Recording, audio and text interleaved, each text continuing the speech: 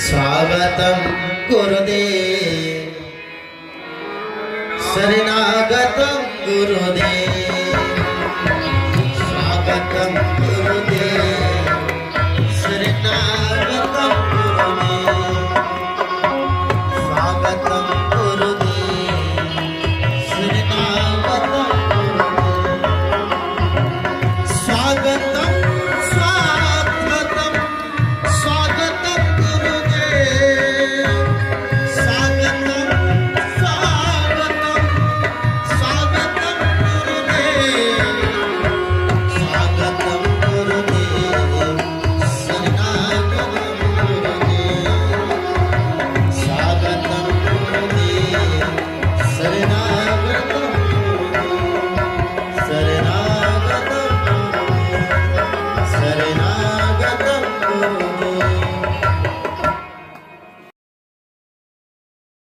बोलिए गुरुदेव भगवान की।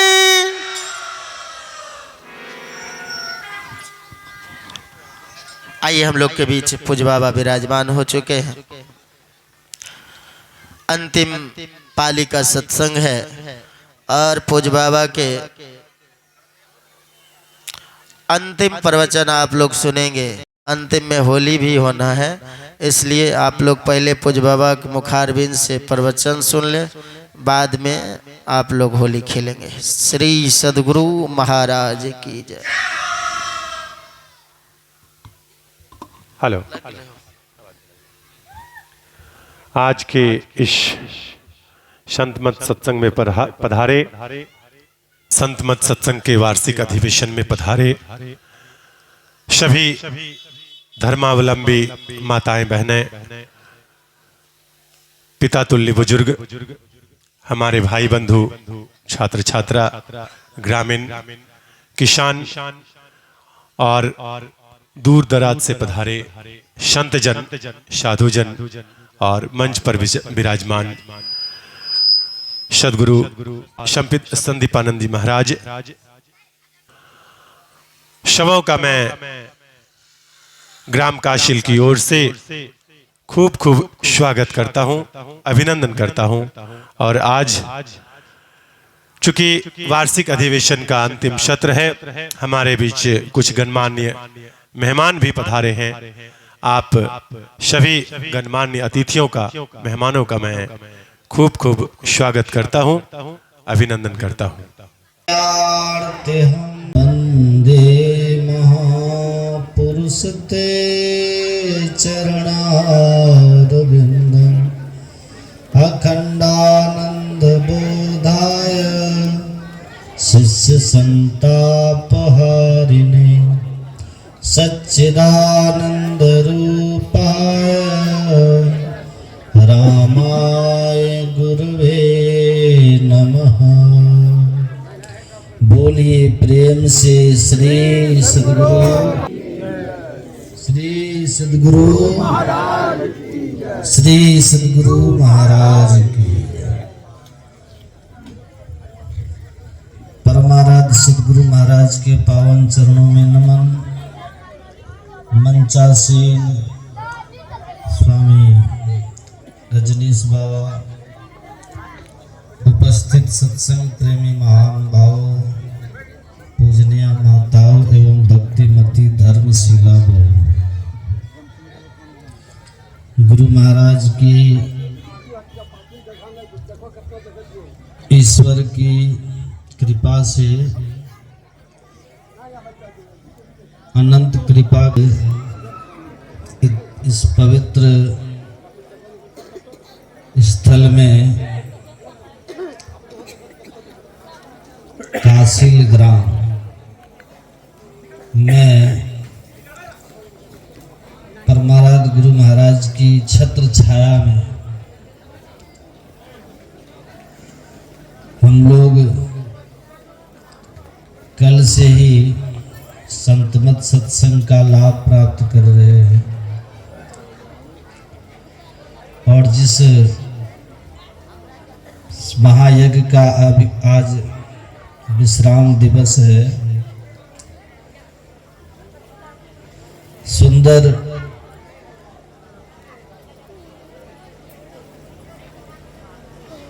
नवमी का उत्सव आज विश्राम पर मनाया जाएगा और गुरु के चरणों में खूब झूमकर इनका नाम गाकर इस महान ज्ञान यज्ञ को विश्राम देंगे। फिर आप सबके लिए प्रसाद की भी यहाँ की ओर से व्यवस्था है।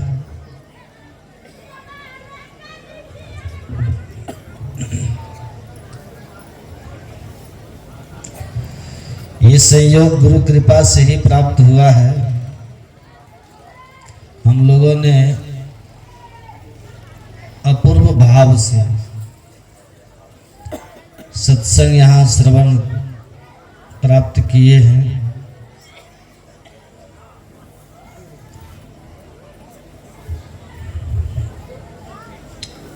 पूर्व में भी मैं आप लोगों को निवेदन कर चुका हूँ कि ऐसा संयोग सबको नहीं मिलता।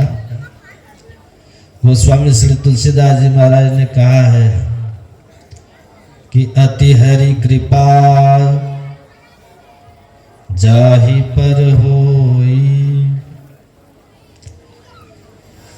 पाँव देहि एहि मार्ग सोई।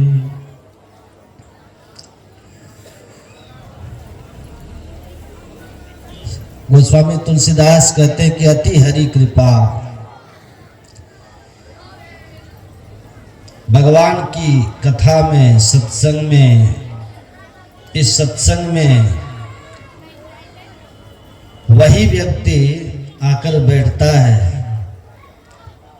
इस सत्संग का वही लाभ प्राप्त कर सकता है, बोले जिस पर ईश्वर की कृपा नहीं, बोले जिस पर गुरु की अति कृपा बरसती है।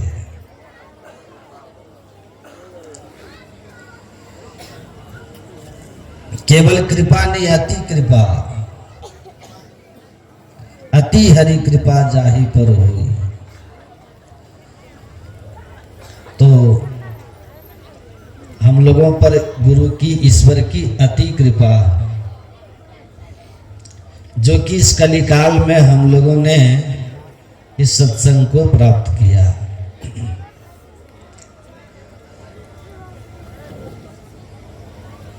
ये कथा, ये सत्संग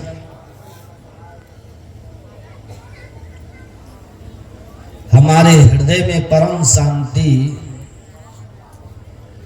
परम आनंद और हमारे हृदय के सोनेपन को समाप्त कर देती है।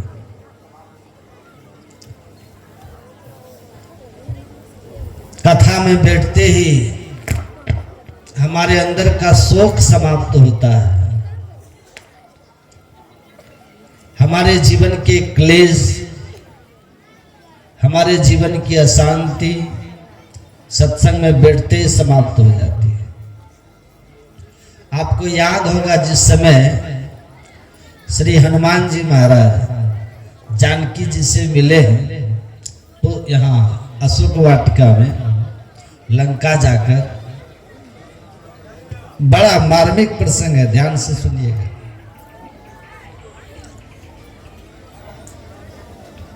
माता सीता प्रभु राम से बिछड़कर उस अशोक वाटिका में वृक्ष के नीचे बैठे हैं और मां जानकी बड़ी दुखी है,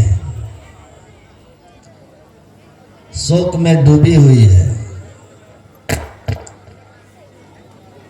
हनुमान जी महाराज लघु रूप धारण करके उसी वृक्ष के ऊपर बैठे हुए, जिसके नीचे मां सीता विराजमान है।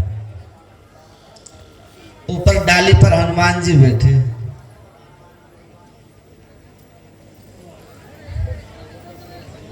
जब रावण वहां आया है,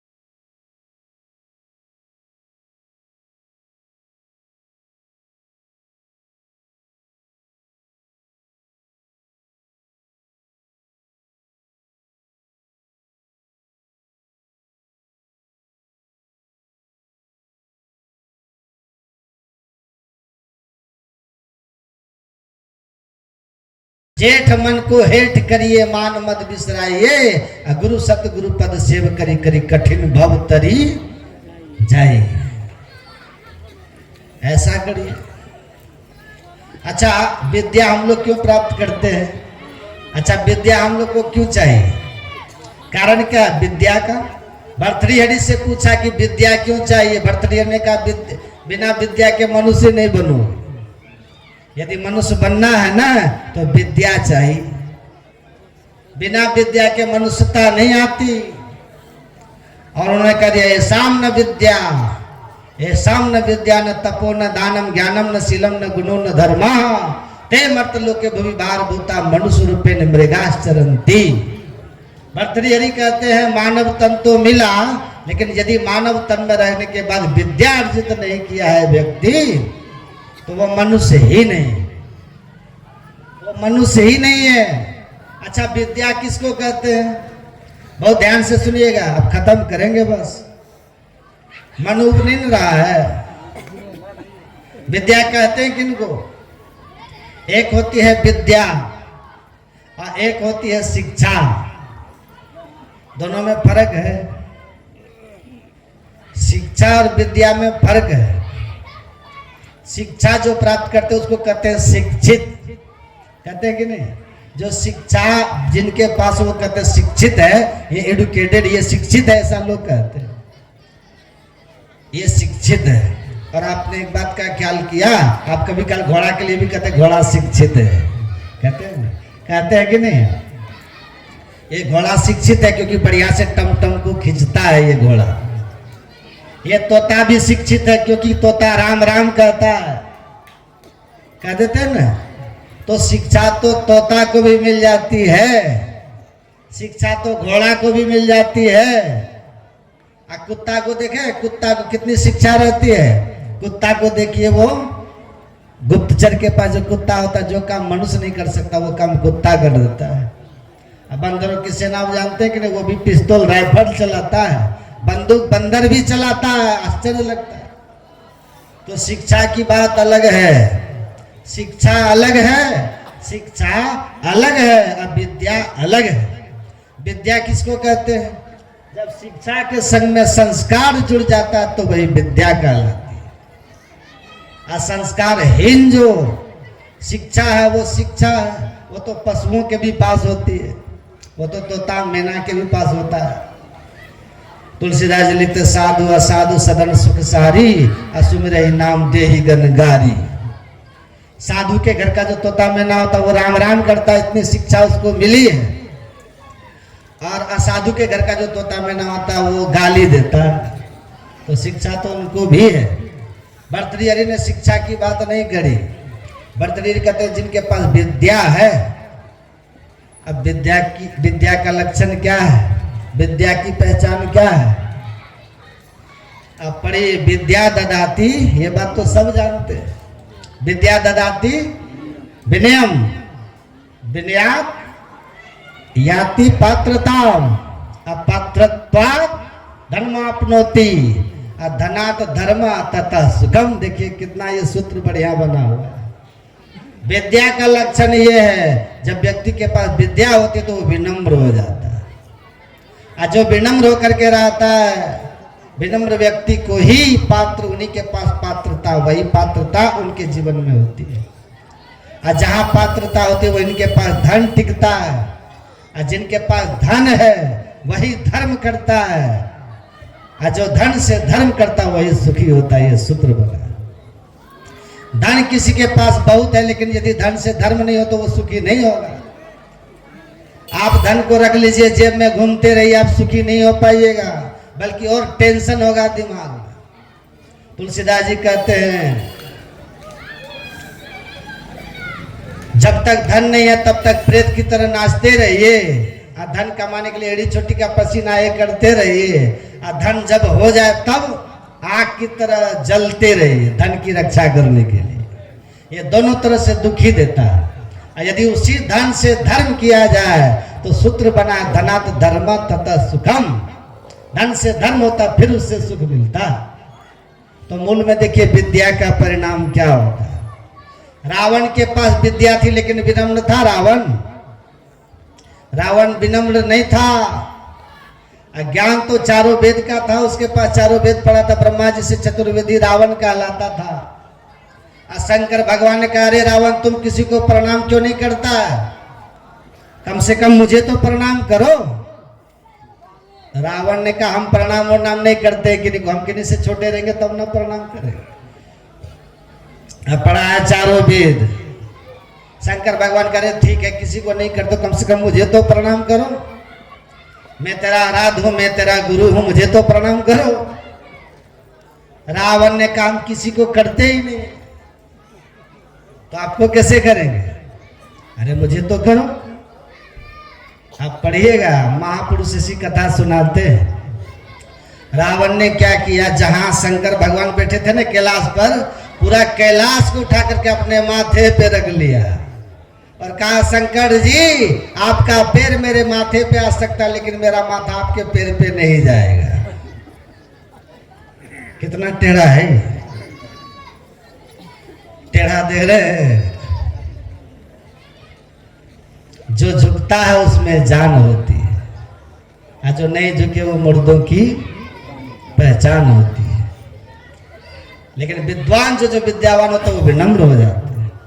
अब विनम्र क्यों होते हैं? अब पढ़िए, रामायण में है, हनुमान चालीसा आप पढ़िए। विद्यावान कौन होंगे? विद्यावान जो होंगे गुणी, अति चातुर।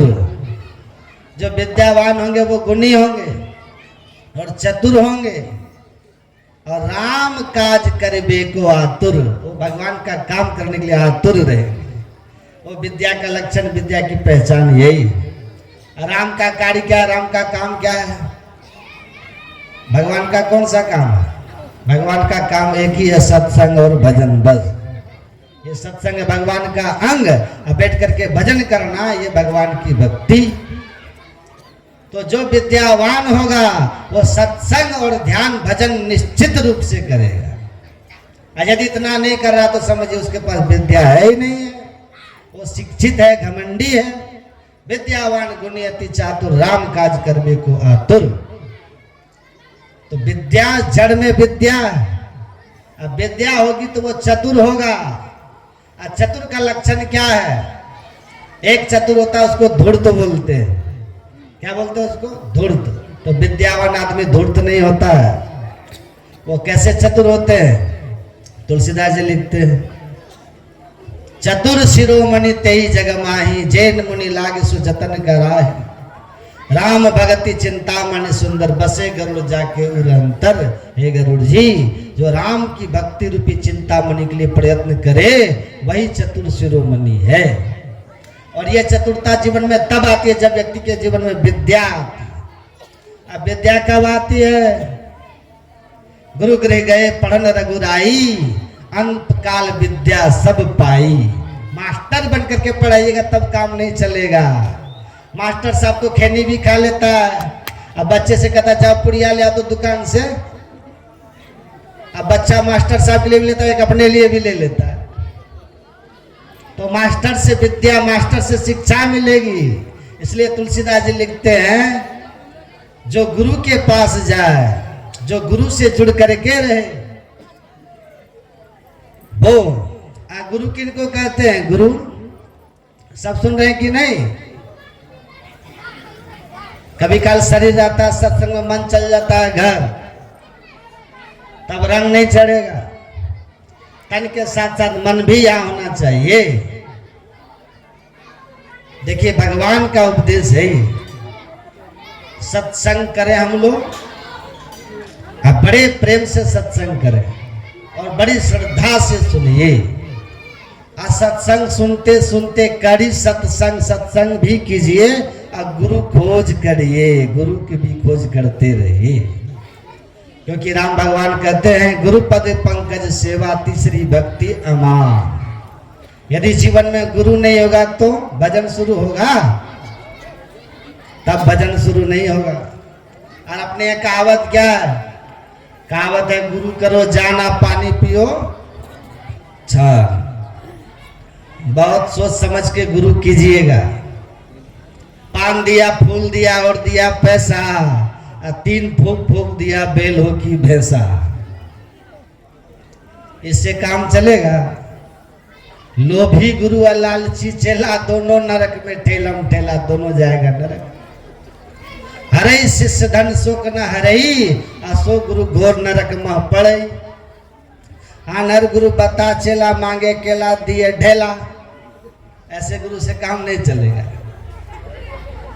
इसलिए कहते गुरु करो जाना, पानी पियो छान। एक आश्रम में एक बाबा रहते थे। बाबा, एक लड़का वहां गया, कहा कि बाबा हम आपको अपना गुरु बनाएंगे और आप ही के आश्रम में हम रहेंगे। तो बाबा भी वही कान फूका थे, बेचारे कान फूकने वाले, जानते कि नहीं? पान दिया, फूल दिया और दिया पैसा, 3 फूक फूक दिया बेल हो की भैंसा। हमारे गुरु महाराज जी कहते आजकल लोग दीक्षा देने के बदले कान फूकने लग गए। कान में कहना क्या चाहिए वही बात को भूल गए। तो कान फूकने से कुछ होगा?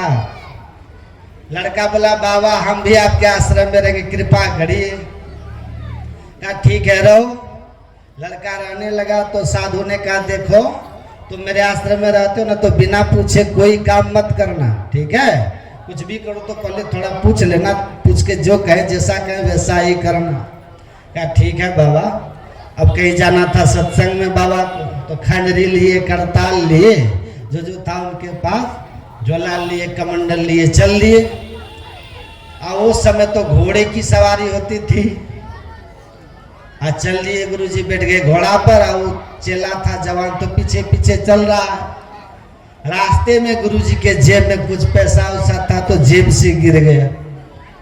जेब से गिरा तो पैसा गिर गया। जब सत्संग स्थल पे गए तो जेब में देखे गुरुजी, तो जेब में पैसा ही नहीं है। तो लड़का से पूछा अरे जेब में पैसा था, क्या हुआ? कहा गुरुजी तो रास्ते में गिर गया। तो तुम उठाया नहीं? कहा गुरुजी महाराज आप बोले थे ना बिना पूछे कोई काम मत करना, तो हम कैसे उठा लेते? आप ही ना बोले थे बिना पूछे कोई काम मत करना, तो हम कैसे उठाते? कहा अरे तुम साथ में रहते हो, कुछ गिरे तो उठा लेना चाहिए ना।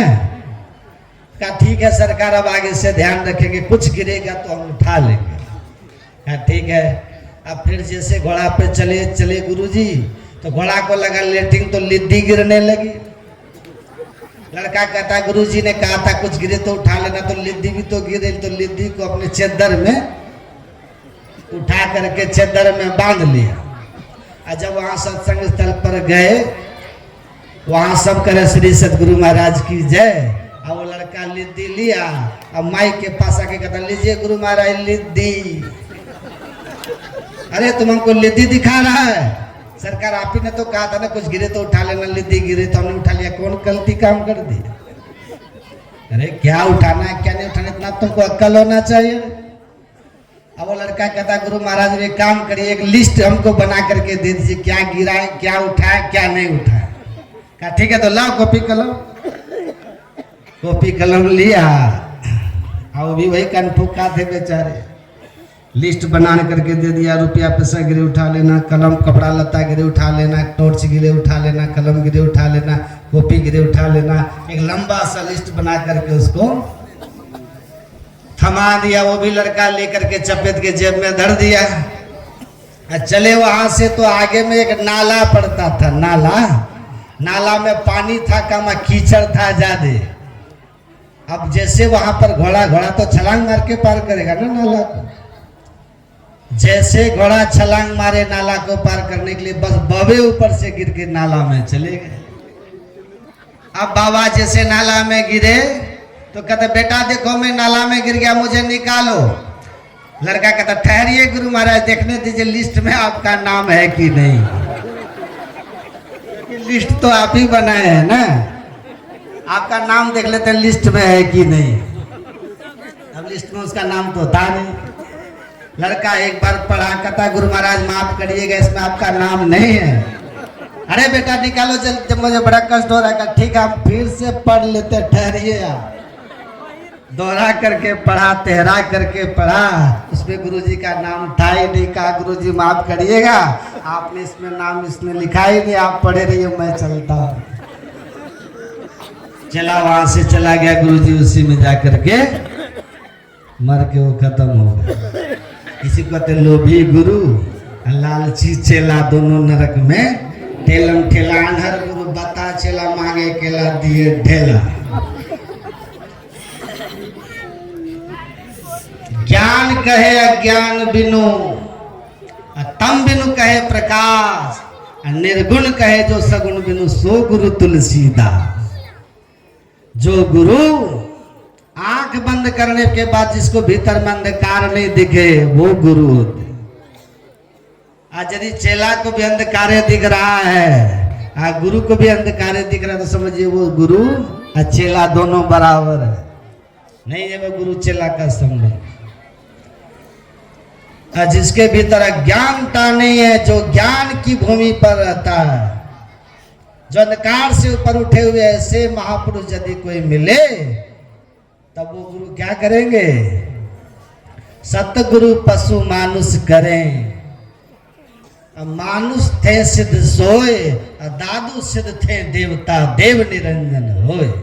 सतगुरु जब मिलते हैं ना तो जीव से ब्रह्म बनाते, इतना लाभ पहुंचाते हैं। तो राम भगवान कहते हैं ऐसे गुरु के पास जाइए, बिना गुरु का कोई मत रहिए।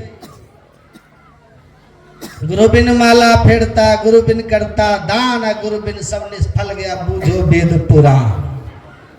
गुरु बिनु जप तप दान व्यर्थ व्रत तीरथ फल नहीं दाता, लक्ष्मीपति नहीं सिद्ध गुरु बिन वृता जीव जग जाता, सब व्यर्थ हो जाता है। इसलिए भगवान कहते हैं जहां सच्चे गुरु मिले, सच्चे गुरु की पहचान यही है। सच्चे गुरु की पहचान है, जो सच्चे गुरु होते हैं मुर्शिदे कामिल से मिल, सिद्ध और सबूरी से तकी, जो तुझे देगा फहम शहरत को पाने के लिए। सच्चे गुरु की पहचान यही है कि आपके भीतर में सुषुम्ना कहाँ है। स्कूल की विद्या आप शराबी गुरु भी है तो आपको पढ़ा के सिखा देगा, क्योंकि उसमें बुद्धि का काम होता है। एक बुद्धि दूसरी में चली जाती है, वो ज्ञान आप ले लीजिएगा। लेकिन अध्यात्म विद्या का गुरु अगर स्वयं सात्विक सदाचारी नहीं होगा तो उसके द्वारा दिया गया ज्ञान फलीभूत नहीं होता। इसलिए गुरु महाराज ने साफ साफ कहा कि मुक्ति मार्ग जानते, साधन करते, नित्य साधन करते, नित्य सच्चित जग में रहते, दिन दिन अधिक विराग प्रेम सत्संग सो करते, दृढ़ ज्ञान समझाए बौद्ध कुबुद्धि को हरते, मैं ही ये गुणधर जो गुरु से चित, मुक्ति मार्ग जानते साधन करते नित्य। जो मुक्ति मार्ग को ठीक ठीक जानते हैं, आपके अंदर में उठने वाली किसी भी आध्यात्मिक शंकाओं का समाधान करने की क्षमता रखते हैं, स्वयं साधन भजन करते हैं, संसार से वैराग, संसार की आसक्ति नहीं रखते हैं, ऐसे गुण जिनमें हो उनसे ही शिक्षा और दीक्षा लेना चाहिए, तो मंत्र फलीभूत होता है। वरना सब दिन तो सदगुरु महर्षि में ही मिलने वाले नहीं है ऐसे संत, लेकिन इनके बताए हुए सदयुक्ति भी वैसे ही गुरु से लीजिए, जो उनको जांच परख के लीजिए। ये नहीं कि आया समझा, हाँ हाथ जो तरह उनको जानते हैं, अगर वो आपको कह रहे हैं कि अच्छे हैं तो ठीक है, वरना भेड़िया धसान तो कभी करना ही नहीं चाहिए। तो शिक्षा दीक्षा लेकर के आचरण अपने में सुधार करके, और ऐसे लोग मिले वो दीक्षा शिक्षा लीजिए उनसे। संत सदगुरु संसार से कभी जाते नहीं है, सब दिन रहे, शरीर रहे या ना रहे। भगवान राम को कहा जैसे जल और उसका तरंग लहर दोनों स्थिति में जल जल ही रहता है, वैसे ही तरंगित अवस्था शरीर में रहे या शरीर को त्याग कर दे, संत सदगुरु की सामर्थ्य में कोई कमी नहीं रहती। जो उनके बताए राह पे चलते हैं, इनका ध्यान स्मरण करते हैं, उनको पुकारते हैं, वो हमेशा इनकी मदद करने के लिए, सब शरीरधारी जैसे आपकी मदद करता है ना, वो भी वैसे ही करते हैं। क्योंकि संत कभी मरते नहीं, संत भगवंत अंतर निरंतर नहीं कि मपी कह विमल मति दास तुलसी। तो इस दृढ़ता और श्रद्धा के साथ गुरु महाराज के चरणों में अपने वृत्ति को जोड़ के रखिएगा, हमेशा इनके बताए विधि से साधन कीजिएगा। एक गुरुजी थे, बस का के खत्म कर रहा हूं 2 मिनट में। एक गुरुजी थे, एक राजा का हाथी था। तो वो हाथी जो है ना, हाथी खुल गया। खुल के जाके तरबूज, जानते ना तरबूज, इतना बड़ा बड़ा होता है तरबूज। तो वो तरबूज के खेत में वो हाथी घुस गया। तो तरबूज जो है, एक तब तरबूज मुंह में लेकर के निगल रहा था, लेकिन वो गले में जाके फंस गया। हाथी घूम के तो आ गया, खेत का मालिक उसको भगाया जिसके खेत में था, लेकिन तरबूज देखा निगल रहा है। जब हाथी चला गया, सामने कुछ खा नहीं रहा, खड़ा है गले में फंसा हुआ तरबूज, बड़ा दुखी हुआ। राजा को लगा हाथी खा पी नहीं रहा। एक दिन गुजर गया, दूसरा दिन गुजर गया, चारों तरफ चर्चा होने लगी, राजा साहब का हाथी बीमार है, बीमार है। राजा सोचे कि भाई क्या हो गया हाथी को। कहा कि अचानक गला फूल गया, गलगांठ हो गया, गले में गांठ हो गया। तो हाँ, 2-4 वैद्य को बुलाया, इंजेक्शन वगैरह लगाया। वो कौन सा वहां पर गांठ घाव था जो सूख जाता, वो तो शरीर से अलग था, तो उस पर क्या सुई का असर पड़ता। तो कुछ फर्क नहीं पड़ा, बड़ा चिंता हो गया। कहा कि राजा साहब घोषणा कर दिए कि हाथी को जो बचा लेगा उसको मैं 50,000 रुपया दूंगा। भाई 20 लाख का हाथी है। जिसके खेत में था उसको लगा कि ये हाथी तो मेरे खेत में परसों तरबूज निकल रहा था मुंह में लेके, गलगांठ हो गया, गलगांठ हो गया, उसी दिन से हल्ला हो रहा है, जरा हम चल के देखें। तो गया, हाथी का मुंह में हाथ लगा के देख लिया। कहा अरे यहाँ तो तरबूज लटका हुआ है, अटका हुआ है तरबूज। तो बाहर से लोग बाहर से चूचा करते थे। डॉक्टर कहा कि हम इसको ठीक कर देंगे, शर्तिया इलाज है। कहा ठीक कर दो। कहा कि 4 पहलवान को बुलाइए। हाथी बैठे नहीं दर्द से, पहलवान को बुलाइए, हाथी के पैर में जंजीर बांधिए, इसको गिराइए। और पैर में जंजीर बांध करके हाथी को गिराया। उसके बाद 2 पत्थर लेकर के आया, मंगाया। एक पत्थर नीचे रखा, एक पत्थर ऊपर से मारा ना। तरबूज जो था वो फट गया, फूट गया। जैसे तरबूज फूटा तो गले में घुस गया, जगह बन गया, चला गया अंदर। हाथी एकदम से छटपटा के उठा, मुड़ी उड़ी झाड़ करके खाना शुरू करने लगा। कहा कि ठीक कर दिया, ठीक कर दिया, इसको तो पैसा मिल गया, ये चल दिया, खुश, इलाज तो हो गया। गदगद हो गया। देख, एक आदमी खड़ा होकर के ये सब देख रहा था। उसको लगा कि इतना आसान इलाज है, आज सर्दिया इलाज करके ठीक कर दिया, 50,000 कमा लिया। कहा अरे हम भी कमा सकते हैं। एक साइकिल लिया, एक झोला लिया, उसी में 2 इतना बड़ा बड़ा पत्थर लिया। आज दूसरे गांव में जा कर के चिल्ला चिल्ला के बोलता घेघा का इलाज करा लो, घेघा का इलाज करा लो। सर्दिया इलाज, 1000 रुपये में घेघा ठीक करने का सर्दिया इलाज। अब ये चिल्लाते जा रहा है, का 1000 रुपया में सर्दिया इलाज है, ठीक करेंगे तो पैसा लेंगे। एक घर में द्वार पर बैठा था एक नवयुवक, आया सुनो सुनो इधर आओ।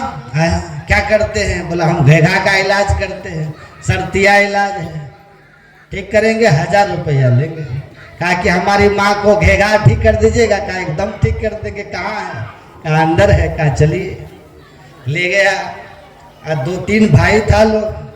कहा माँ देखो ये आया है, बोल रहा है कि घेघा का सर्दिया इलाज करेंगे, 1000 लेंगे ठीक करने के बाद।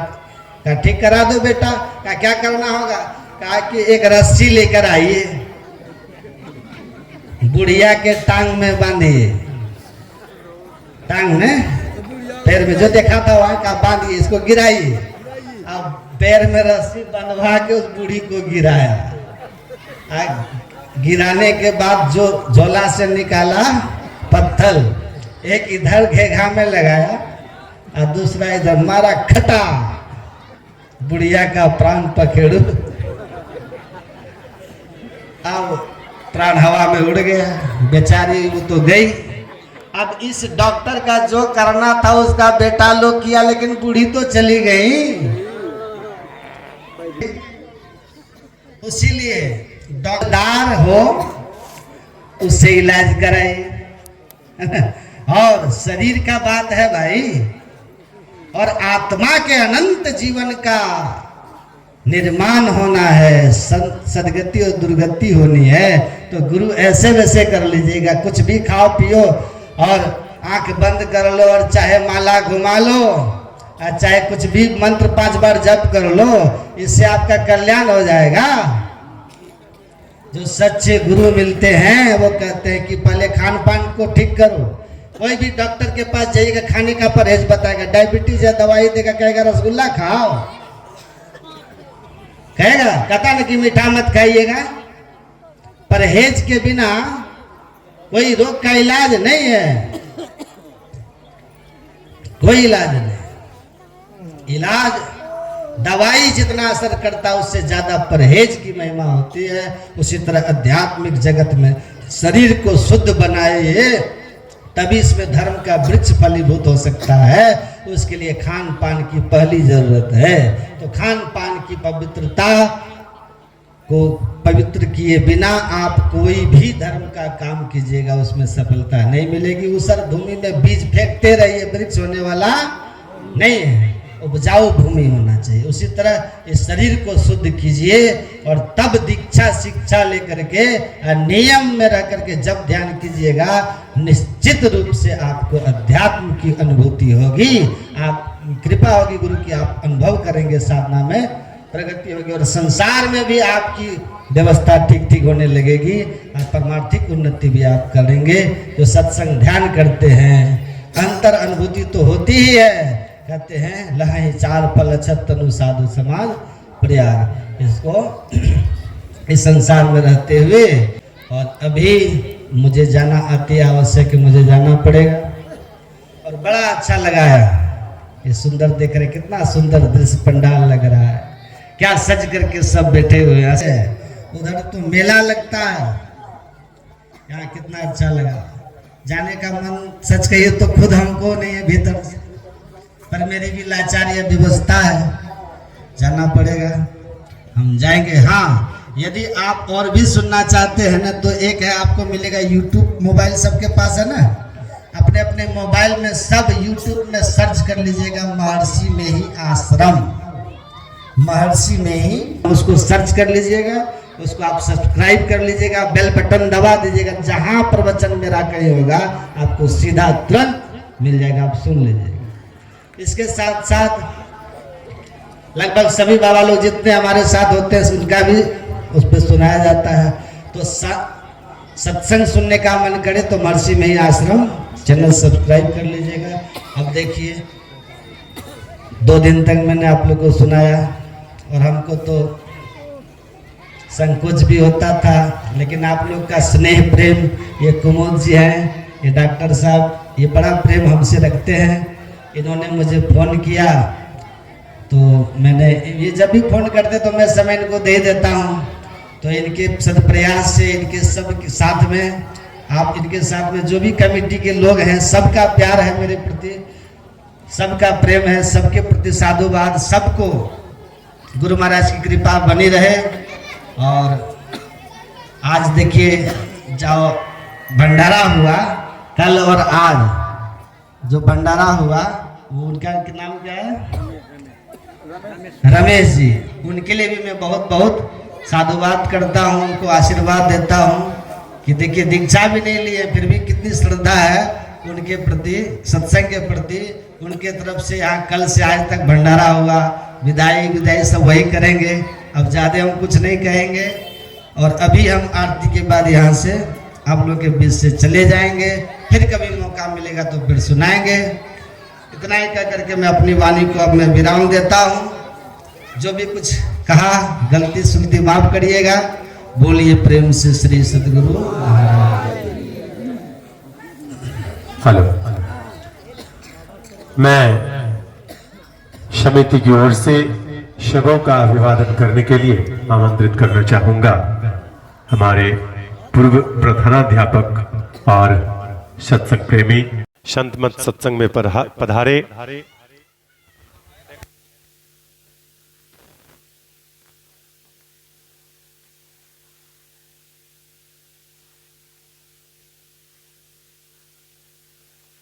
संत मत सत्संग के वार्षिक अधिवेशन में पधारे सभी धर्मावलंबी माताएं बहनें, पिता तुल्य बुजुर्ग, हमारे भाई बंधु, छात्र छात्रा, ग्रामीण, किसान और दूर दराज से पधारे संतजन, साधुजन और मंच पर विराजमान सदगुरु संदीपानंद जी महाराज, सबों का मैं ग्राम काशिल की ओर से खूब खूब स्वागत करता हूं, अभिनंदन करता हूं। और आज चूंकि वार्षिक अधिवेशन का अंतिम सत्र है, हमारे बीच कुछ गणमान्य मेहमान भी पधारे हैं। आप सभी गणमान्य अतिथियों का, मेहमानों का मैं खूब खूब स्वागत करता हूं, अभिनंदन करता हूं। मैं चाहूंगा कि पीछे हमारे अंकल पुरुषोत्तम चा बैठे हैं, मैं चाहूंगा कि आप धीरे धीरे मंच की ओर आएं। और मैं बता दूं कि हमारे बीच बहुत ही चर्चित परिचित चेहरे आज संयोग बस इस पावन अवसर पर संत की वाणी सुनने के लिए, संत की धारा में बहने के लिए, सत्संग की महिमा को सुनने के लिए, सत्संग को सफल बनाने के लिए, सत्संग में सहयोग प्रदान करने के लिए बहुत बड़े बड़े उद्देश्य के साथ लोगों के बीच सेवा के भाव से आज हमारे बीच पहुंचे हैं। जो जन सेवा के रूप में आपका पुराना परिचय रहा है, आप लोगों के हित में काम करते हैं। आप हैं